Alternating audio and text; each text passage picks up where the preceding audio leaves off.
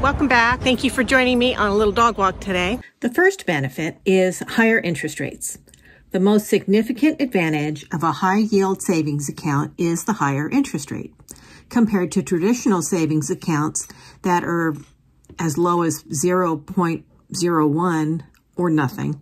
This allows your money to grow faster, leading to better returns on your savings. Number 2, safety. High-yield savings accounts are typically offered by FDIC-insured banks or NCUA-insured credit unions, meaning your deposits are protected up to $250,000 per deposit per institution. This ensures a high level of security for your money. If you have more than $250,000, spread it out over different banks. The third benefit is liquidity. These accounts offer easy access to your funds. Now, easy access is still sometimes 5 or 6 days. So it's not as easy as a regular checking account or a savings account that is connected to a checking account. But it's certainly easier than certificate of deposits or some other investment accounts that have penalties if you withdraw your money. You can withdraw your money whenever it's needed without penalties on a high-yield savings account, making them ideal emergency funds or short-term savings accounts. The fourth benefit is low risk. High-yield savings accounts are low risk because they are not subject to market fluctuations like stocks or bonds or mutual funds. Your principal is safe, and you can rely on consistent interest accrued, providing a stable return. The fifth benefit is ease of management. Managing a high-yield savings account is simple. Often with online and mobile banking features, you can easily transfer funds, monitor your balance, and track your interest earnings without much hassle. Now let's cover some of the drawbacks of a high-yield savings. Number 1 is the interest rates fluctuate. Interest rates on high-yield savings account can change frequently, often in response to shifts in the Federal Reserve rates. This means the interest you earn might decrease, which will impact your savings growth. Number 2, some of these accounts that have the highest rates have minimum balance requirements. Many of them do not.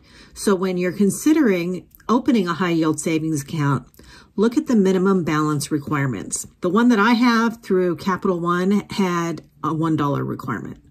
Many will have $1,000, $5,000 or more to get some of the higher rates. Some high-yield savings accounts require a minimum balance to open or to earn the advertised high interest rate. Falling below this balance can result in lowered interest rates or even fees. In my opinion, there's no reason to pay fees on these accounts, so double check for that and make sure that they don't have monthly maintenance fees or anything like that. The third drawback is on savings accounts, there are typically limited transactions. Federal regulations, such as Regulation D, typically limit the number of certain types of withdrawals and transfers from savings accounts to 6 per month. Exceeding this limit can result in fees or accounts converting to a checking account. The fourth drawback is inflation risk. While high-yield savings accounts offer better interest rates than traditional savings accounts, they may still not keep pace with inflation, meaning your money could lose purchase power. Number 5, we touched on briefly, but fees. Some high-yield savings accounts come with fees, such as monthly maintenance fees, which can eat into your interest earnings. It's essential to understand the fee structure before opening an account to ensure it aligns with your financial goals. In conclusion, high-yield savings accounts offer a compelling option for those looking to earn higher interest on their savings while maintaining easy access and safety. However, potential drawbacks like fluctuating interest rates, minimum balance requirements, and limited transactions need to be considered. Weighing these benefits and drawbacks can help you determine if a high-yield savings account fits your financial needs and goals. I hope this helps, and I'm going to link some of the most popular banks in the description below. For total transparency, I have a high-yield savings account with Capital One. They were at the top of the list for the rate when I opened my account. Now they're at the bottom of the list. They're still making much more than a traditional bank would. So if you want to chase the highest rate, you may have to change accounts often.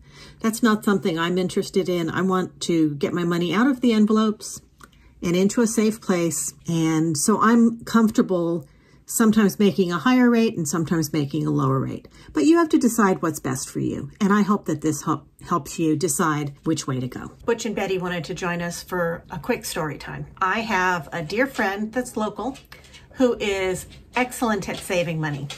She looks forward to putting cash in envelopes every week. She's accumulated enough cash that she knows that she needs to get the cash out of her house and she needs to get it into a bank account. And she doesn't want to put it in a checking or a traditional savings account where it's not going to earn anything. She loves the idea of a high yield savings account. She has been going down the rabbit hole and researching high yield savings accounts rates and rules and fees for months now. And she has not opened the account. She never watches my channel, but if she does stumble upon this, you know who you are. We talk about it every time we get together. So what I would encourage you to do is don't get lost in the weeds.